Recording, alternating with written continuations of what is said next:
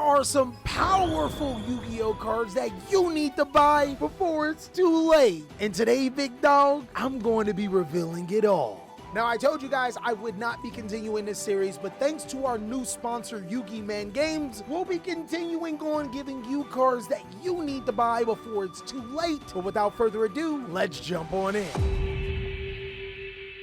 So what constitutes as a card that you should buy before it skyrockets in price? There are two big factors that I want to focus on in this video. One is immediate value, cards and strategies that players will be picking up right now. And then there's the second one, cards that'll grow up within time. I think these cards are best to pick up when no one is paying attention to, but more importantly, when these cards are in abundance. Normally, when a new set drops like Phantom Nightmare, players go straight for the money cards and forget about some of the poor, jokey cards that eventually become really good. And in today's video, not only will I be giving you a balance of both of those cards, if you stick around, I'll explain why these cards are so important with a little bit of a bonus at the end. Why are Cosmic Cyclones being bought out? Because they good. Cosmic Cyclone is a card that you should be buying before it skyrockets in price because it is a really good card in the competitive scene. Being able to not only get rid of your opponent's spell and trap cards, but to banish them permanently is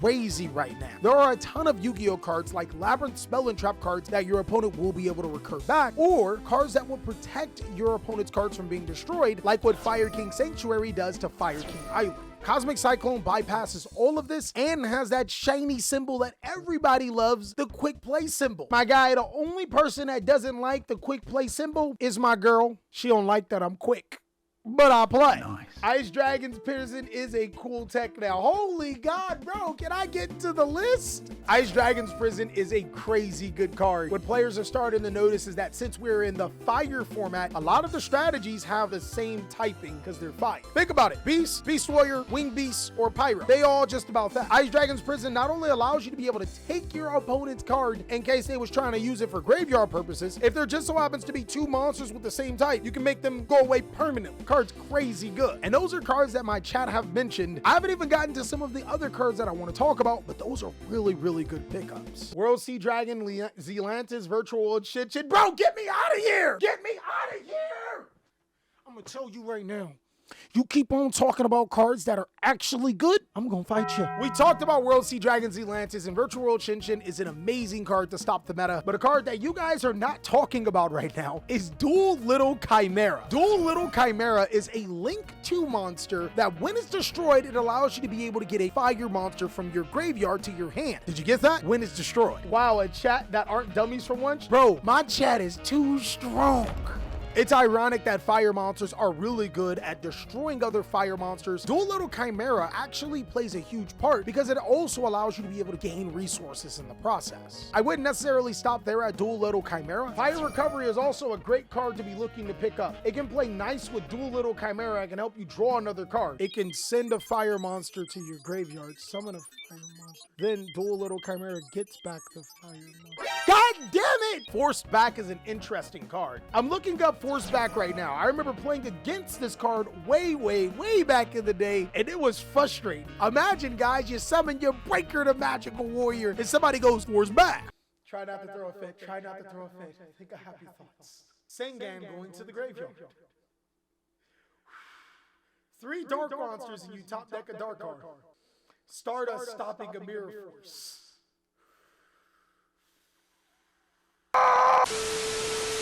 I don't think that Forced Back is a terrible Yu-Gi-Oh card, but I'm not sure if it'll be good for current format. Back in the old days for Edison and Tengu Plant though, you may have something there. Now, a card that I think has long-term potential is Karnot the Eternal Machine. This card is kind of crazy. It's a really good ultra rare from Phantom Nightmare. What it does is that it can only be special summoned from your hand or graveyard during a duel in which your opponent has activated effect in their hand or graveyard. Essentially, if they play Yu-Gi-Oh in modern day. And then if your opponent activates a monster effect, this card will gain 1,000 attack. And if it's ever sent to the graveyard except from the hand or deck, it gets shuffled into the deck. I think Karnot the Eternal Machine is actually a ridiculously powerful Yu-Gi-Oh card that just doesn't have a home right now. If it were an Earth Machine monster, come on, you know what we'd be doing with that. Earth Machine best deck!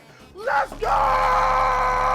no! But once this card finds a home, I think it'll be a pretty powerful card and highly sought after for the Yu-Gi-Oh strategy. Karnot the Internal Machine has future implications, but a card you definitely should be looking for is Shaddoll Fusion and cards alike. What a lot of players have been doing is using Shaddoll Fusion to be able to summon Cyclone to negate a free card on the field. But where it really works is Shaddoll Ariel. Ariel allows you to be able to banish 3 monsters in the graveyard, and I can think of a ton of cards in players' graveyards that they do not want banished. In an era where the graveyard ranks supreme, being able to get a free negation, a spell or trap disruption, and banish 3 cards in the graveyard, all because your opponent has a monster that's special summoned from the extra deck, is kind of crazy good. Plus, Shaddoll Fusion makes Winda, and who doesn't want a summon limit on legs?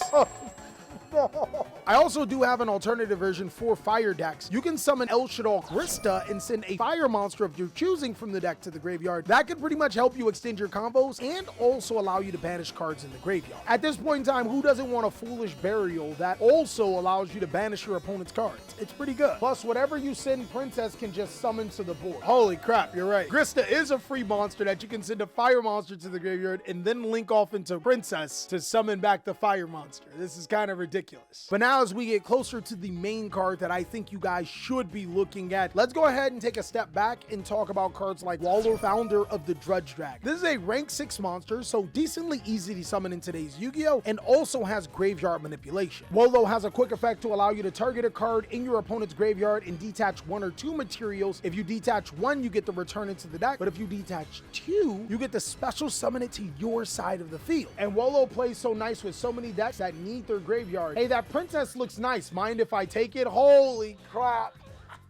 Yo, imagine being able to use Wolo to steal their Princess to make your Air Blowell or whatever fire monster you want. It's kind of crazy. It also came out in Darkwing Blast, a set that's not that old, but we know this card's more than likely not getting a reprint. It also works with decks like Goblin Rider, a very cheap Yu-Gi-Oh deck that can easily summon rank 3s and rank 6s. You look like you can sell me a car. I'm not sure if I like that. Speaking of Goblin Rider Tour Guide, man, this is not wrong. Wolo giving you free graveyard access. Goblin Bite can make it rip your cards for their extensions. Plus, you should look into picking up Goblin Biker because they will go up while you're at it. Use the TCG player link in the description.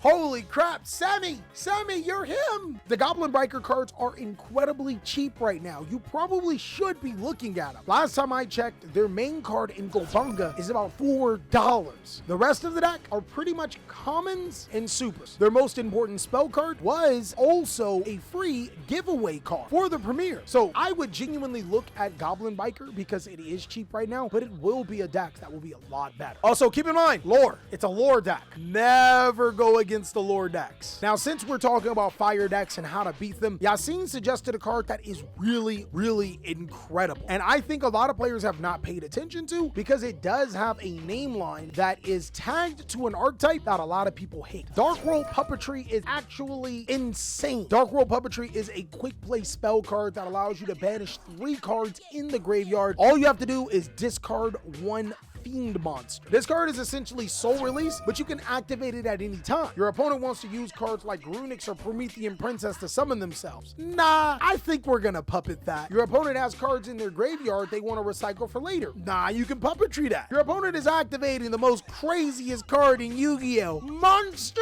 Reborn to summon their Blue Eyes White Dragon and win the game. Well, by discarding a Karibo, I can Dark World Puppetry. I think once we get more Fiend decks into the meta like Yubel, or if Unchained ever decides to get their shit together, Dark World Puppetry can be crazy good. And then I guess there's also Dark World decks using because they can gain the effects of their Dark World cards from this card. Sounds like it will work with Earthbound Dark World. He's not going to let that go. Ever since last tier list, he's not. Plus, Puppetry being an ultra rare from a structure deck means that it's easy to get into. Then when the structure deck goes out of print, boom, profit. Bro, this whole time we have been targeting fairly cheap, decent cards that we can make a decent profit from without breaking the bank. And the last card that I want to talk to you guys about, a card that is utterly important for most Yu-Gi-Oh players. The reason why I think that this card is so important is because Legacy of Destruction is right around the corner, and you're probably gonna need this this card for that particular strategy, or you'll need this card for some other particular strategies or formats. Battles of Legends Chapter 1 gave print to all of the Lightsworn cards except for two really important cards. One of them being Raikou the Lightsworn Hunter, the other one being Charge of the Light Brigade. Now for modern Yu-Gi-Oh, Raikou the Lightsworn Hunter is not a great Yu-Gi-Oh card. It's a flip effect. The dog doesn't even lift weights. It has 100 defense. I'm not sure if it's gonna work. But for older formats like Edison and Tengu Plant, this card is crazy, and the fact that it did not get a reprint is even bigger. The last reprint for Raikou the Lightsworn Hunter was 6 years ago, and though it does have multiple common reprints, the more popular these older formats are going to be, the harder it is going to be to get this card. I would say personally, pick up your super rare and gold rare copies today, because this card's only going up from here. The next is Charge of the Light Brigade for the exact same reason. Not only do those older formats rely on this card's just transcendently great. Being able to send the top 3 cards from your deck to the graveyard to add a monster from your deck to your hand is literally just a better reinforcement of the army, and this card is not limited in any capacity. I mean, you could set Raikou, then activate Sol and Luna to flip it up on your opponent's turn, and your opponent's monster face down. This man is, oh my god, I've never seen more copium. Konami actually cares about their older formats, but don't reprint the most important card? That's not intentional. I think both Charge of the Light Brigade and Raikou are not only really good future investments, they're cards that you should invest for the past. And that's all that I have for cards that you should buy before they skyrocket in price. Overall, I really hope you enjoyed this video. Of course, if you want to see more amazing content like this, or you want to support the channel, make sure when you go to TCG Player to shop from Yugi Man Games just to show them some love. And also make sure to use my TCG Player link down below in the description. I hope you're having an amazing day, and be sure to catch me on the next video.